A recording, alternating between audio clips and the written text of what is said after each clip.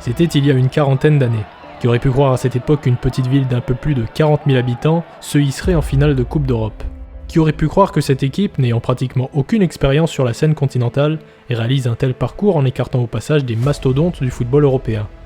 Et qui aurait pu croire que 12 ans après ses débuts dans le monde professionnel, cette formation, composée en partie de joueurs issus du cru, puisse représenter le football français dans son ensemble à échelle européenne? Cette ville, c'est Bastia. Son club, c'est le Sporting. Son histoire, c'est celle d'une épopée, d'une odyssée, d'une aventure unique dans l'histoire des compétitions européennes. Jamais un club français n'avait été aussi prolifique en Coupe d'Europe, et pourtant, Bastia l'a fait.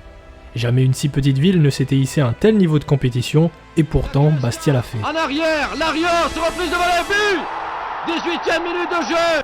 Bastia ouvre la marque à Torino.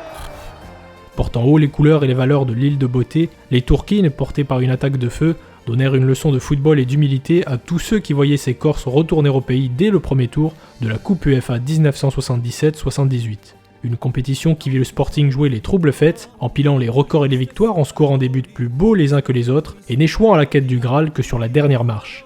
Un exploit aujourd'hui sous-estimé, rarement évoqué, éclipsé par l'épopée des Verts 2 ans plus tôt et par le renouveau de la sélection française l'été suivant, lors d'un mondial 78 mitigé. Il est temps de vous raconter cette histoire, celle du 3e club français à avoir disputé une finale de Coupe d'Europe et qui fait encore aujourd'hui la fierté de toute une île.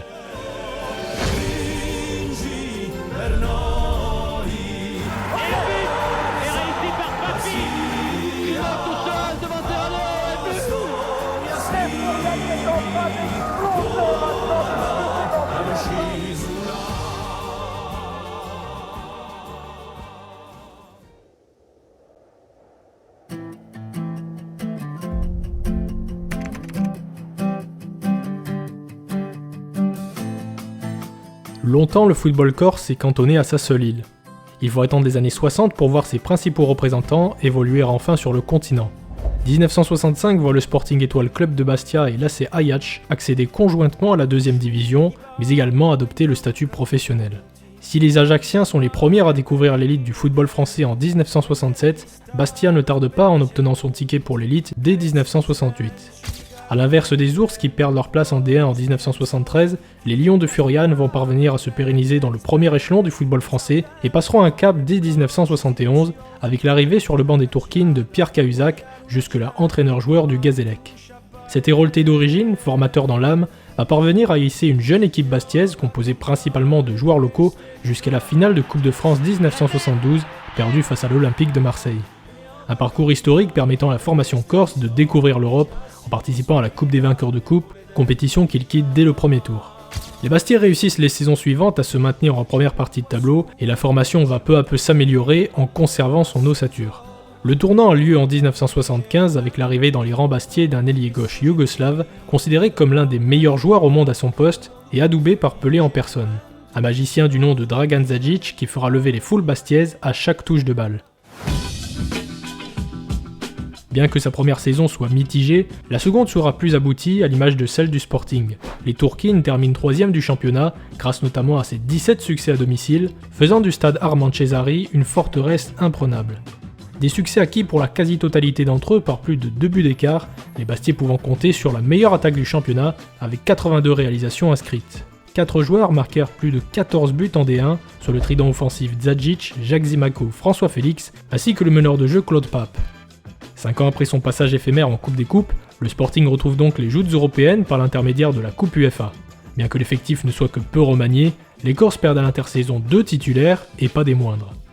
Zajic s'en va retourner à l'Étoile Rouge de Belgrade pour y achever sa carrière et Jacques Zimaco rejoint la plus grande équipe française du moment, soit l'AS Saint-Étienne.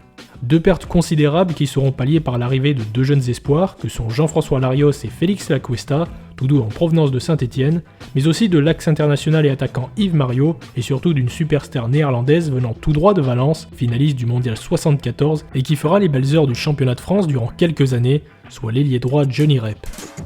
Ce soir c'est le tout premier match de la saison, et Johnny Rep a les cheveux... Une arrivée improbable mais qui répond à un besoin, soit permettre aux Bataves de disputer le Mondial 78.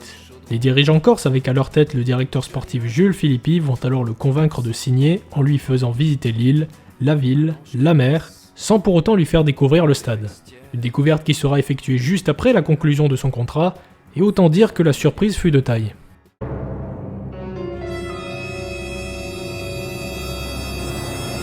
Ça ressemble plus à un camp de concentration ou à une caserne qu'à une enceinte digne d'une ville disputant la Coupe d'Europe.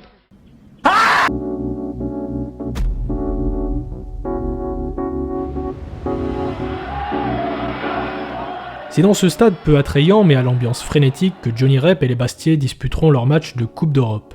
Sachant que seuls les champions nationaux participaient alors à la Coupe des clubs champions, nombreuses sont les grosses cylindrées à s'aligner au départ de cette édition 77-78 de la Coupe UEFA. Et parmi les 64 engagés, on y retrouve entre autres le Bayern Munich, le Barça, l'Inter de Milan, le Dynamo Kiev, Aston Villa, le PSV Eindhoven et bien d'autres habitués des compétitions européennes. C'est d'ailleurs un autre Sporting qui se dresse sur la route des Corses en ce premier tour, sur le Sporting Portugal, vice-champion national et ancien vainqueur de la Coupe des Coupes.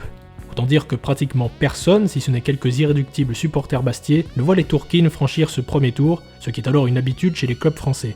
Car un rapide contexte s'impose.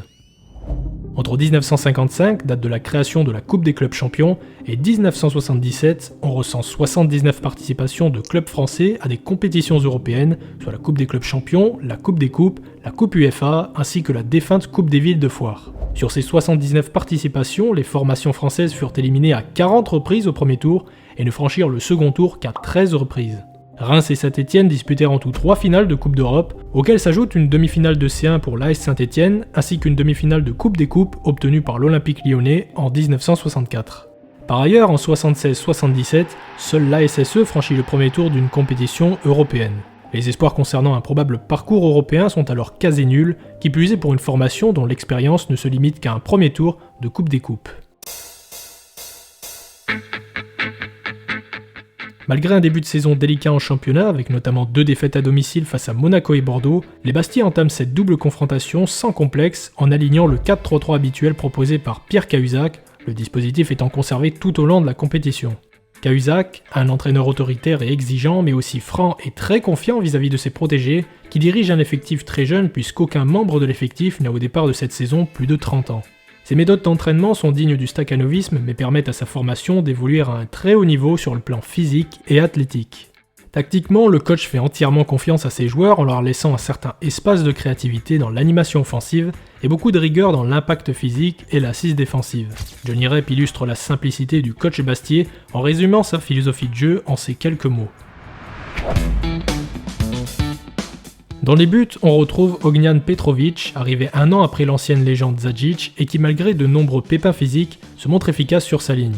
Dans les couloirs, le solide et ex-rugbyman Jean-Louis Caz ainsi que le latéral offensif André Burkhardt entourent le stopper Charles Orlanduc, qui dénote par ses nombreuses courses offensives et ses dépassements de fonction, ainsi que le libéro André Guédon, lequel se cantonne exclusivement à des tâches défensives.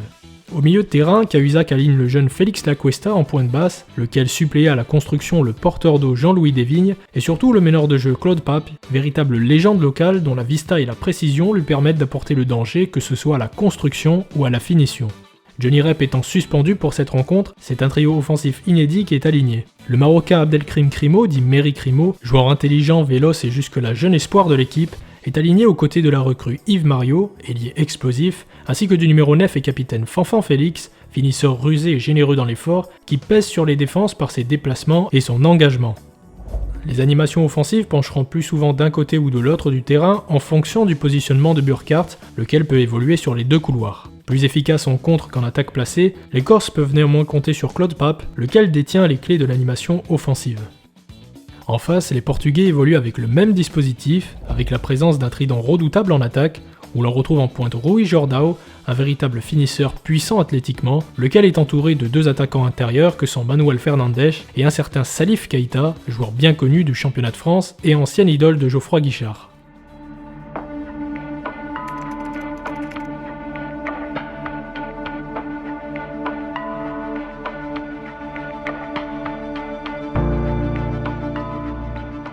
Le match aller se dispute le 14 septembre 1977 à Florian devant seulement 6000 spectateurs. L'absence de Johnny Rep et le prix très élevé des places eurent raison de nombreux supporters qui n'ont que peu d'espoir quant à un possible exploit bastiais.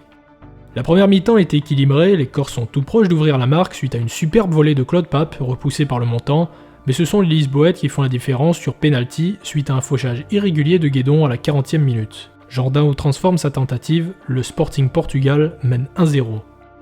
Au retour des vestiaires, les insulaires sonnent la charge et égalisent sur une tête plongeante de Fanfan Félix. À l'heure de jeu, les Lusitaniens reprennent l'avantage en prenant de court une défense bastiaise bien trop haute, mais les Corses se ressaisissent et vont par l'intermédiaire de leur buteur Fanfan Félix remporter ce match grâce à 2 buts de Renard de surface inscrits dans le dernier quart d'heure. 3-2 pour Bastia, la performance est de taille, mais il reste à jouer un match retour piégeux dans une arène de 70 000 places, soit le stade José Alvalade.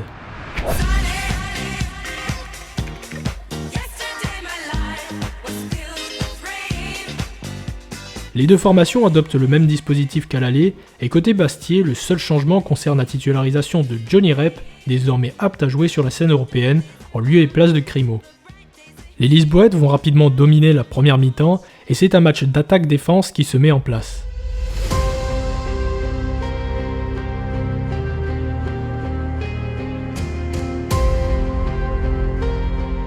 Keita multiplie les occasions sans parvenir à les concrétiser, et la seconde mi-temps voit les Bastiers céder à 20 minutes de la fin, suite à un superbe exploit individuel de Manuel Fernandes. La règle du but à l'extérieur étant en vigueur, Bastia est provisoirement éliminé. Mais c'est compté sans l'abnégation des Corses qui vont à 4 minutes de la fin, égaliser sur un but raccro signé Johnny Rep. Les Bastiais enfonceront le clou en toute fin de match en inscrivant un but sur contre par l'intermédiaire de Fanfan Félix, servi généreusement par Yves Mario. 2-1 pour les Bastiais, le stade José Alvalade est éteint, mais la Corse, elle, est en fête. Bastia élimine un grand d'Europe et peut poursuivre son aventure européenne en héritant pour le compte du second tour d'un adversaire peu expérimenté sur la scène européenne, soit Newcastle.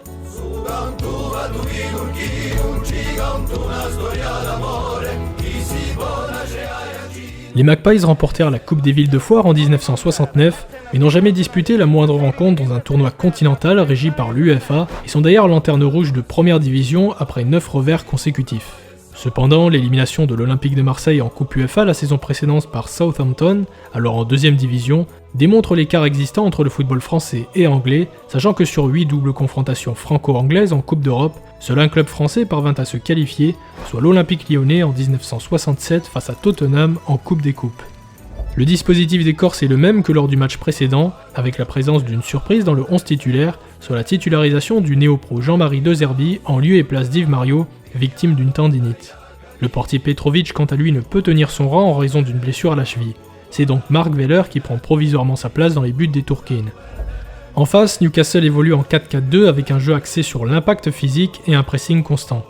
Les faux ailiers Tommy Craig et Stuart Barrowclough sont les dynamiteurs de l'équipe, tandis que la paire offensive Mickey Burns-Alan Gowling tentera de faire la différence dans les 30 derniers mètres, le premier par son explosivité, le second dans le jeu aérien.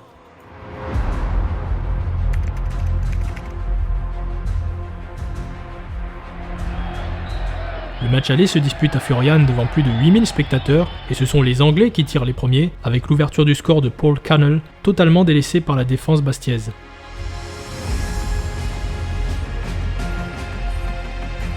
Les occasions se multiplient de part et d'autre, toujours 1-0 à la pause en faveur des Magpies, mais la donne change en seconde période. À la 51e minute, une mésentente entre le portier Steve Hardwick et McCaffrey profite à Fanfan Félix, lequel glisse le ballon à Claude Pape. La délivrance arrivera à la toute dernière minute sur un but du meneur de jeu Papi qui s'offre alors un doublé et offre à Bastia un nouveau succès en Coupe d'Europe.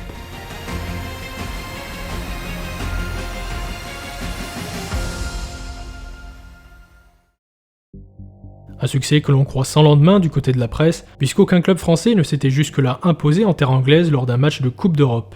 Pire encore, la formation bastiaise est décimée. Petrovic est contraint de mettre un terme à sa carrière, Mario est indisponible plusieurs mois, Burkhardt est victime d'une double fracture à la jambe et Devigne doit se faire opérer du ménisque. Cahuzac doit bricoler tout en conservant son système de jeu fétiche. Paul Marchion, bien qu'il soit un latéral défensif, remplace Burkhardt en tentant d'apporter du soutien dans les phases offensives, notamment auprès de l'ailier De Zerbi, à nouveau dans le 11 titulaire. Didier Kneyer est titularisé en défense centrale tandis qu'Orlanduc monte d'un cran pour évoluer en tant que récupérateur.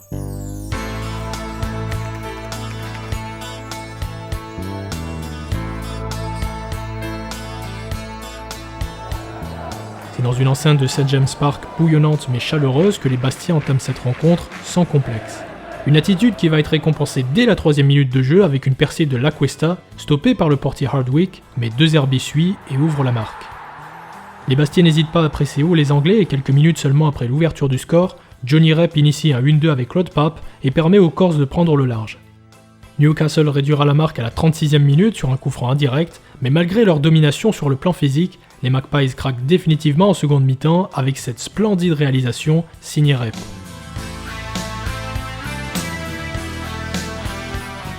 « 3-1 pour Bastia, le Sporting remporte son 4e match consécutif en Coupe d'Europe et devient le premier club français à s'imposer outre-Manche. Un succès historique permettant aux Tourkines de se hisser en 8e de finale.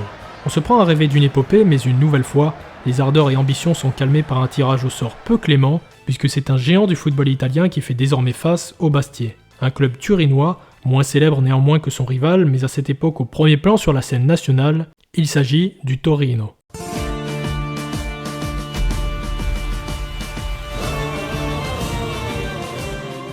Champion d'Italie de 1976 et habitué des joutes européennes, le Torino tente de retrouver sa gloire passée. Depuis une décennie déjà, les Grenats ont réussi à se pérenniser dans les toutes premières places du championnat d'Italie et la rivalité entre clubs turinois est alors à son paroxysme, sachant que Torino échoue à la quête du Scudetto au printemps précédent pour 1 point seulement au détriment de la Juve et ne perdit qu'un seul match de championnat. Preuve de la mainmise du football turinois sur l'ensemble du calcio, sur les 22 joueurs transalpins convoqués pour le Mondial 78, 9 joueurs de la vieille dame sont appelés et 6 joueurs sont issus des rangs du Torino, dont un duo d'attaquants redoutables surnommés I Gemelli del Gol, soit Ciccio Graziani et Paolo Pulici.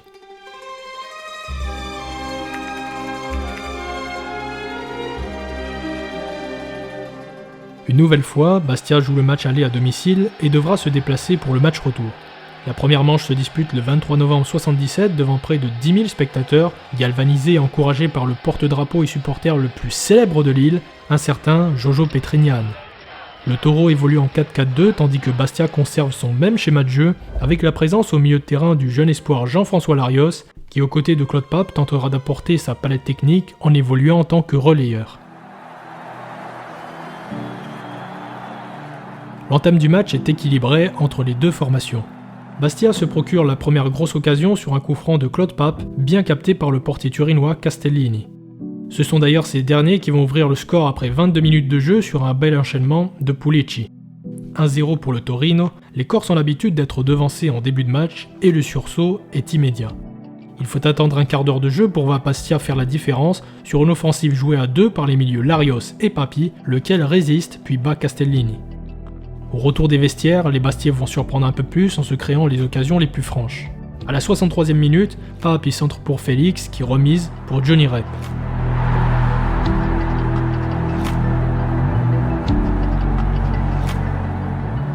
Comme face au Sporting et Newcastle, Rep fait une nouvelle fois la différence. Bastia résiste, les Italiens ne parviennent pas à franchir la solide arrière-garde corse et les Tourkines s'imposent finalement 2-1, un résultat trop juste pour espérer aborder le match retour avec sérénité, sachant qu'aucun club français ne s'était imposé jusque-là en Coupe d'Europe sur le sol italien. Seulement les Corses regorgent de surprises et la rencontre Torino-Bastia du 7 décembre 1977 va entrer à jamais dans la légende du football français.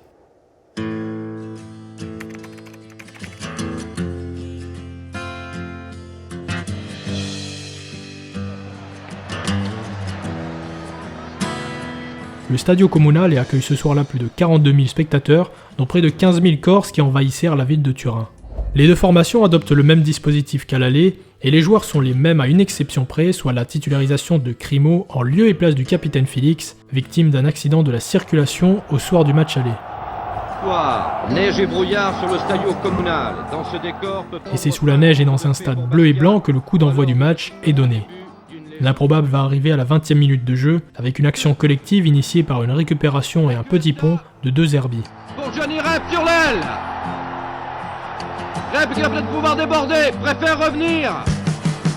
La Cuesta en arrière, Larios, reprise devant le but. 18e minute de jeu. Bastia ouvre la marque à Torino. Un but fantastique de Jean-François Larios, parfaitement servi par l'Acuesta, qui permet à Bastia de mener 1-0. Mais cette situation ne va pas durer puisque 3 minutes plus tard, sur un mauvais renvoi de la défense bastiaise, Graziani bat Veller et égalise pour le Taureau.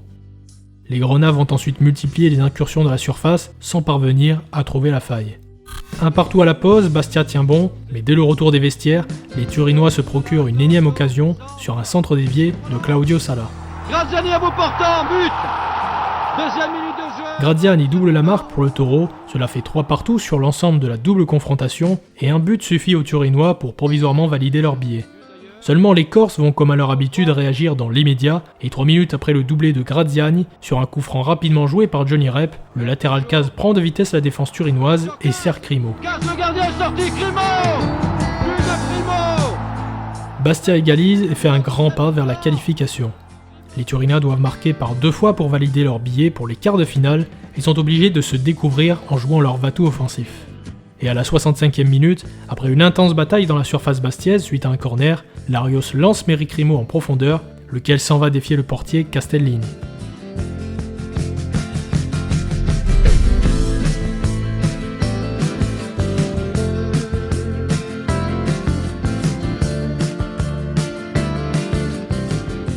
Adepte du plat du pied, Crimo achève sa chevauchée légendaire par un but d'anthologie et une célébration mémorable. L'épopée bastiaise est en marche pour entrer dans la postérité et cette action symbolise le parcours de ces Corses s'en allant seuls défier l'Europe. 3-2 pour le Sporting, le score en restera là et les Turquines viennent de réaliser l'un des plus grands exploits du football européen. Une soirée inoubliable pour la dizaine de milliers de supporters corses étant déplacés à Turin, mais aussi pour Crimo, dont la carrière décollera suite à sa prestation, ainsi que pour le Sporting, qui vient d'écrire là la plus belle page de son histoire. L'aventure se poursuit donc et c'est la France tout entière qui attend impatiemment le quart de finale de Coupe UEFA devant se disputer au mois de mars. Et pour une fois, le tirage s'avère clément avec les hommes de Pierre Cahuzac, puisque c'est un club relativement méconnu qui se dresse face au Sporting sur le Carl Zeiss Siena.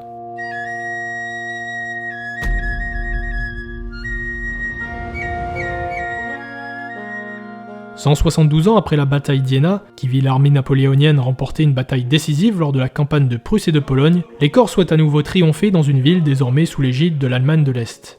Le Carl Zeiss Siena est alors un club régulier du championnat est-allemand et fut demi-finaliste de la Coupe des Coupes en 62.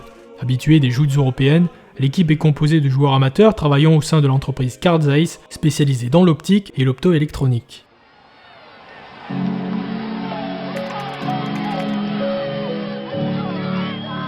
Les Bastiais jouent à nouveau le match aller à domicile. 12 000 spectateurs se massent à Fouriane pour voir les Corses affronter un adversaire jugé plus abordable que les précédents, même si les chances de qualification des deux formations semblent équivalentes.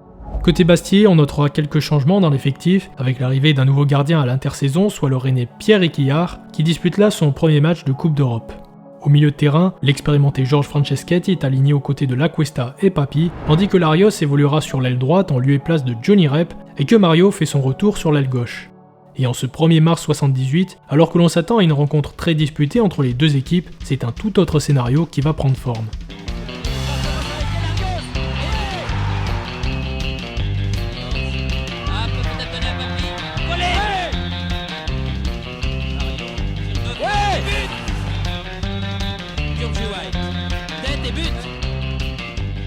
Le Sporting fait preuve de réussite en convertissant pratiquement toutes ses occasions.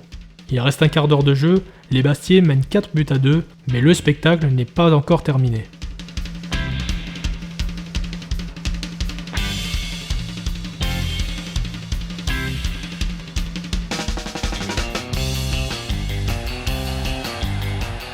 Cela paraît impensable et pourtant Bastia l'emporte par 7-2. Les Corses poursuivent sur leur lancée avec une 7e bataille victorieuse consécutive en Coupe d'Europe. Un exploit que seules 3 équipes étaient parvenues à réaliser depuis 1955.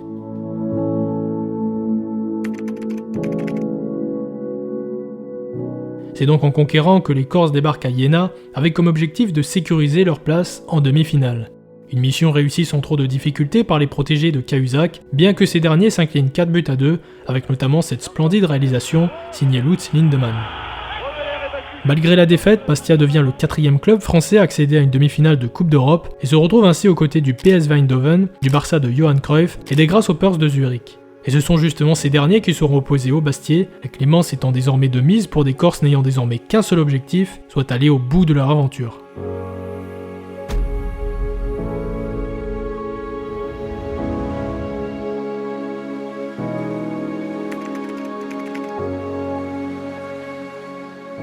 A l'instar du Carl Zeiss Jena, les Grasshoppers sont habitués aux joutes européennes, mais réalisent là leur meilleur parcours en Coupe d'Europe. Tombeurs de l'Eintracht Francfort lors du tour précédent, les sauterelles sont portés par le meilleur buteur de la compétition, soit Raimondo Ponte, lequel est épaulé par 2 attaquants titulaires en sélection que sont Claudio Sulzer et Rudolf Elsener. Une fois n'est pas coutume, les Bastiais se déplaceront lors du match aller avec un statut inhabituel, soit celui de favori.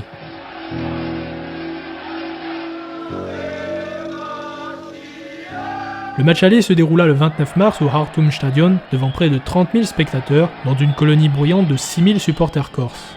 Pierre Cahuzac aligne une nouvelle fois son 4-3-3 fétiche avec une arrière-garde inchangée, mais avec la présence surprenante de Crimo dans un rôle de relayeur qui n'hésitera pas à outrepasser ses fonctions et le retour de Fanfan Félix en pointe de l'attaque. Les Suisses évoluent également en 4-3-3 avec la volonté de laisser le ballon à l'adversaire pour faire la différence en contre-attaque.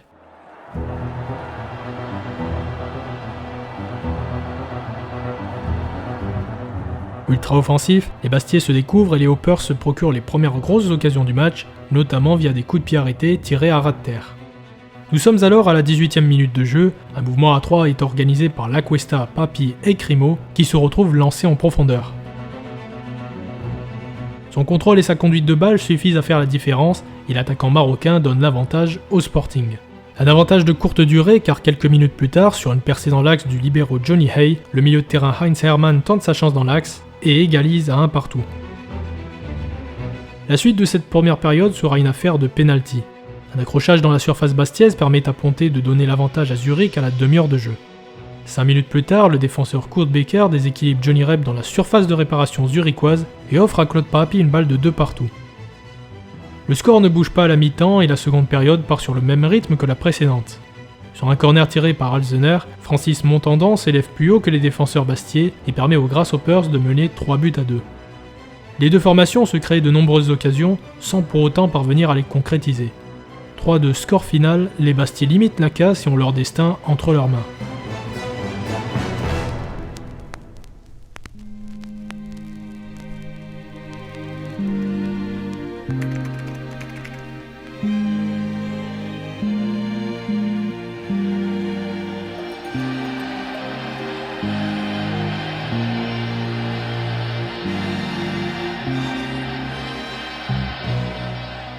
C'est dans un stade Fourian des grands soirs que se déroule le match retour de cette demi-finale de Coupe UEFA. Nous sommes le 12 avril 1978 et plus de 13 000 spectateurs se sont massés dans un stade censé ne pouvoir accueillir qu'un peu plus de 9 000 personnes. Le public est confiant à l'instar de la presse hexagonale ainsi que des joueurs. Une victoire par la plus petite des marges suffirait à Bastia pour disputer une inattendue finale de Coupe d'Europe. Les Suisses optent pour une stratégie défensive et évoluent en 4-4-2. Leur objectif est clair, tenir pendant 90 minutes. Côté Bastiais, le dispositif et le schéma de jeu ne bougent pas, si ce n'est une arrière-garde modifiée avec le retour de Burkhardt au poste de latéral et la titularisation de Marchion en défense centrale, Guédon étant suspendu. A noter également la première titularisation sur l'aile droite du véloce et excellent dribbleur de poche Pierre Ossu en lieu et place de Johnny Rep, suspendu pour cette rencontre.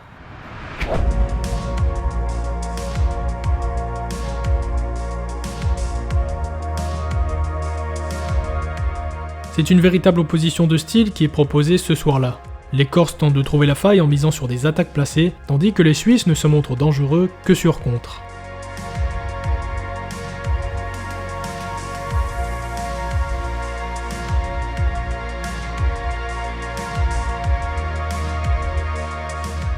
Les minutes défilent, l'ambiance devient peu à peu silencieuse, les supporters corses sont dans l'expectative. Le Sporting multiplie les occasions en essayant tant bien que mal de trouver le cadre. 0-0 à la pause, il ne reste plus que 45 minutes pour percer le coffre-fort helvète. Arrive la 68e minute. Bastia obtient un coup franc que se charge de tirer le capitaine Charles Orlanducci. La suite appartient à l'histoire.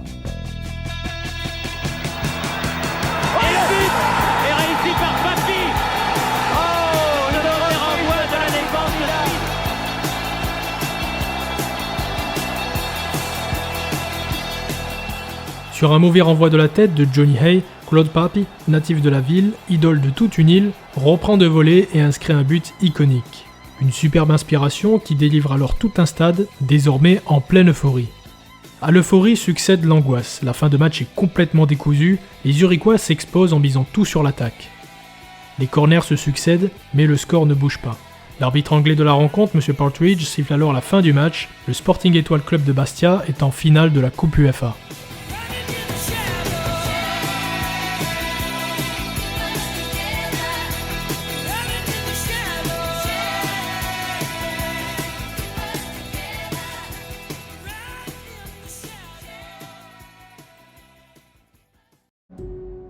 Un exploit authentique car jamais une ville de moins de 100 000 habitants n'était jusque-là parvenue à ce stade de la compétition. La Corse est en fait l'Hexagone en admiration et 2 ans après l'épopée des Verts, on se prend à rêver de voir le Sporting sur le toit de l'Europe. Il ne reste plus qu'une marche à franchir pour aller cueillir un trophée inattendu. Un dernier obstacle se dresse alors sur le PSV Eindhoven.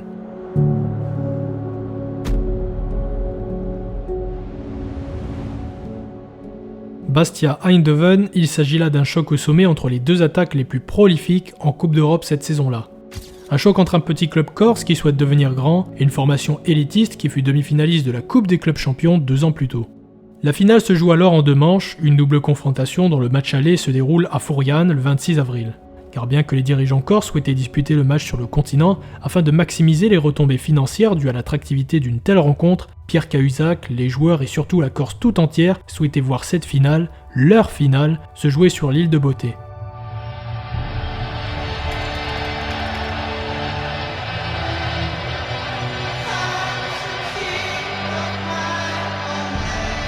Alors que dans un délire de klaxons, de trompettes et de pétards, les 2 équipes font leur entrée sur le terrain sous la conduite de l'arbitre yougoslave, M.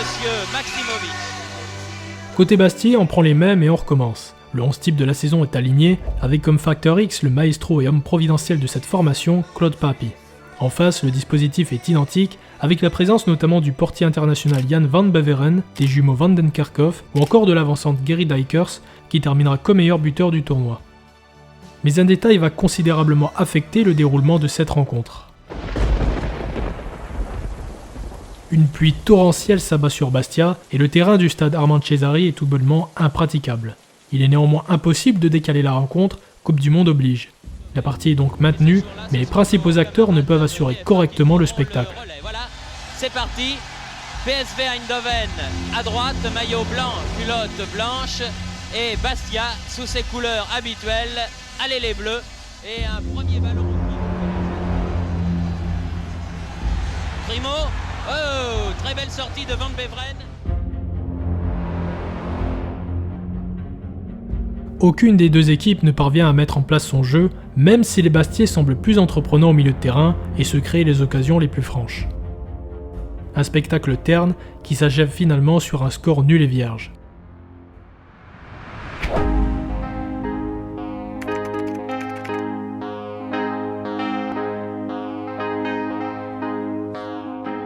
Tout reste à faire lors du match retour disputé le 9 mai au Philips Stadion, accueillant ce soir-là plus de 27 000 spectateurs.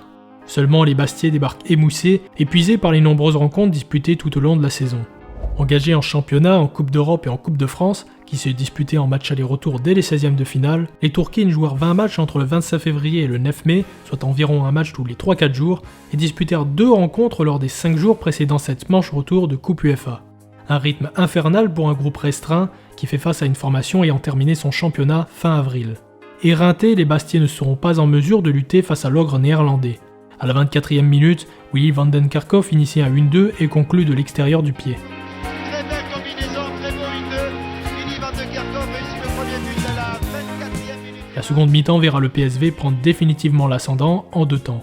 D'abord à la 65e minute sur un corner joué à 2 avec à la conclusion le buteur Gerry Dijkers. Attention, il y a Dijkers qui tire et qui marque. Oh oui, je l'ai vu, Luxien qui a centré, reprise de volet. 3-0 pour Eindhoven, le score ne bougera pas et Bastia bute sur la dernière marche, non sans avoir tout osé. Mais à bout de force, les Corses doivent rendre les armes et tombent sur le champ de bataille avec les honneurs. Le traditionnel échange des maillots donnera lieu à des images cocasses puisque les Néerlandais soulèveront le trophée avec le maillot frappé de la tête de mort. Une sorte de compensation pour une île qui vivra durant une saison entière, ne jurant que par les exploits européens de sa formation.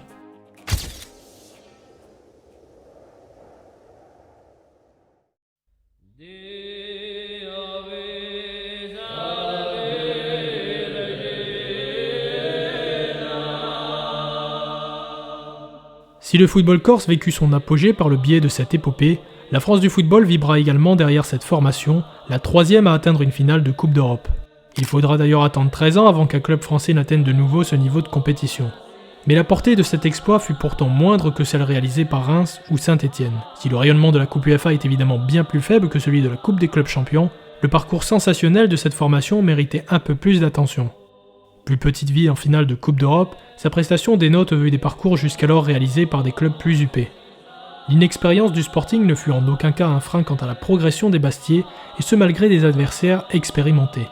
Avec 7 succès de rang, Bastia égale par ailleurs les plus grandes formations européennes, car seul le Borussia Mönchengladbach fit mieux avec 9 succès consécutifs obtenus 3 ans plus tôt en Coupe UEFA.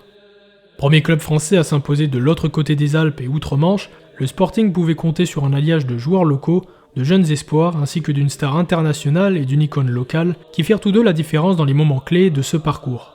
Un parcours étonnant et détonnant permettant à Bastia de s'implanter définitivement au premier plan du football français et de faire rayonner la Corse à échelle européenne.